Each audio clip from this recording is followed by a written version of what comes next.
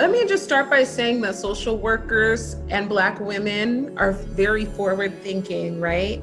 And so we may not get the praise when we are speaking up and trying to dismantle these systems, right? Until, after we've met our maker, right? So I'm just a board member. I do serve on the Black Alliance with the Arizona School Board Association. So I am the president, and then Bernadetta Hodge, who is in our sister district, Tempe Union, is my vice president. So that's been really fun, just kind of using the power there to support my board and other boards around the state. I am a social worker, and so I've worked with children, usually in Phoenix, but the weird thing is that we would have children from the East Valley, usually within our LGBTQ community, come to Phoenix to seek therapeutic services because they felt like the East Valley is very small and the East Valley can be a bit oppressive.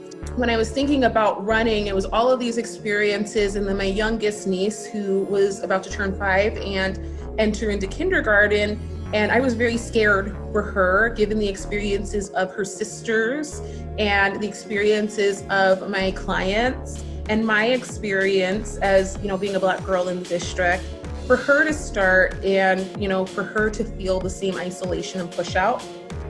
We have a high suicide rate here in the East Valley as well. And our district has thrown around the term equity, but when I decided to run, I decided the district was not doing enough by our kids. I think that we need to start paying attention to racialized trauma and bullying because it is having an impact on the physical and mental health and wellness of our Black, Indigenous students of color.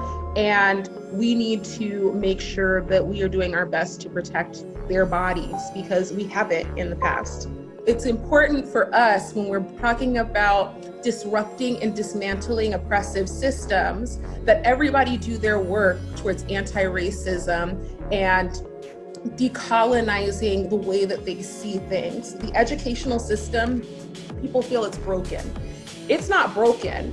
It's doing exactly what it was meant to do, which is to keep marginalized people down and to lift up our white students, our white cis-het, rich students, right? And so we need to be mindful of this, that the system's not broken. We've got to disrupt this system and create something else to get that equity people want. We have been taught that talking about racism is impolite conversation and that we shouldn't see color because seeing color is racism and you're trying to divide us. That has done marginalized communities, specifically communities of color, a disservice. I'm very honored to be acknowledged by the NAACP for the work that I'm doing. I'm like, wow, they know my name.